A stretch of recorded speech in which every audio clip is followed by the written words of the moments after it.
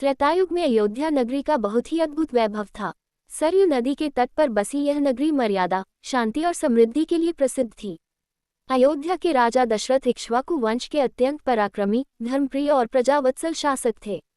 उनके राज में सब कुछ था, धन, बल, प्रजा का स्नेह और देश देशांतरों में सम्मान। लेकिन एक कमी थी जिसने दशरथ को अंदर से दुखी कर रखा था, उनके कोई संतान नहीं थी। वे चाहते थे कि कोई योग्य पुत्र जन्म ले, जो उनके वंश को आगे बढ़ाए और प्रजा की रक्षा करे। दशरथ ने बहुत से महर्षियों और विद्वानों से मार्गदर्शन लिया।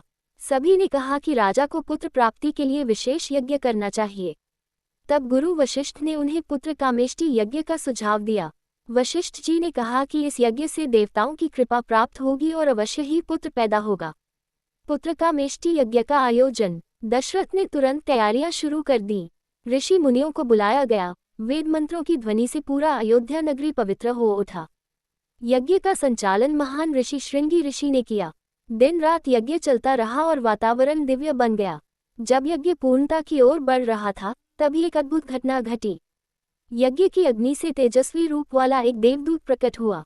उसके हाथों में एक स्वर्ण पात्र था, जिसमें विशेष दिव्य पायस खीर भरी हुई थी। देवदूत ने कहा, ग्रेटर देन राजा दशरथ, ये दिव्य पायस भगवान नारायण की ओर से है। इसे अपनी रानियों को बांट दीजिए। इससे आपको श्रेष्ठ, गुणवान और धर्मात्मा पुत्र प्राप्त होंगे। राजा दशरथ अत्यंत प्रसन्न हुए।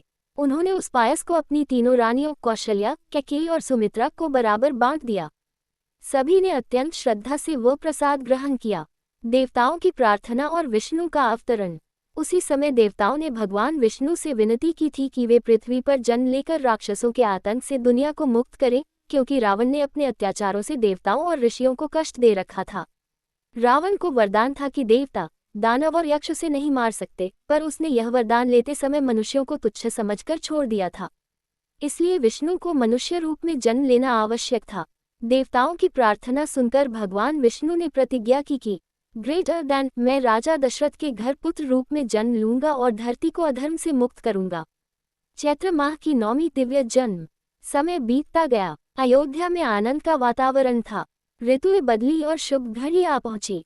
चैत्र मास की शुक्ल पक्ष की नवमी, पुनर्वसु नक्षत्र और माध्याह्न के समय कौशल्या के गर्भ से एक दिव्य बालक का जन्म हुआ। पूरी नगरी में जैसे मंगलध्वनि गूंज उठी। आकाश में देवताओं ने पुष्प वृष्टि की। सबको लगा जैसे समस्त सृष्टि स्वयं भगवान के आगमन का स्वागत कर रही हो। कौशल्या ने जो बालक देखा, वह साधारण नहीं था, उसके शरीर से दिव्य आभा निकल रही थी। कौशल्या स्तब्ध रह गईं। तभी बालक ने अपना सुंदर रूप प्रकट किया, 4 भुजाएं, शंख, चक्र, गदा और पद्म से सुशोभित। माता कौशल्या ने हाथ जोड़कर प्रभु के दर्शन किए। भगवान बोले, ग्रेटर देन माँ, मैं तुम्हारे पुत्र रूप में आया हूँ। रावण सहित अधर्म का नाश करूंगा, लेकिन अभी मुझे मानव बालक के रूप में ही रहने दो।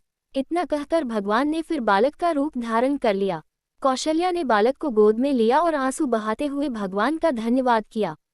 अन्य भाइयों का जन्म। कैकेयी के गर्भ से भरत और सुमित्रा के गर्भ से लक्ष्मण और शत्रुघ्न का जन्म हुआ।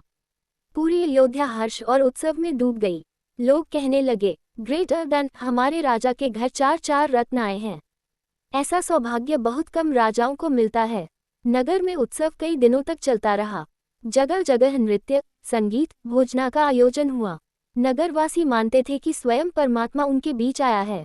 नामकरण संस्कार। जब समय आया, तब गुरु वशिष्ठ ने चारों भाइयों का नाम रखा। कौशल्या पुत्र राम, कैकेयी पुत्र भरत, सुमित्रा पुत्र लक्ष्मण और शत्रुघ्न। राम सबसे बड़े होने के कारण सभी के प्रिय थे। उनका स्वभाव शांत, मृदु और मर्यादित था। बचपन से ही उनमें दिव्य गुण दिखाई देते थे।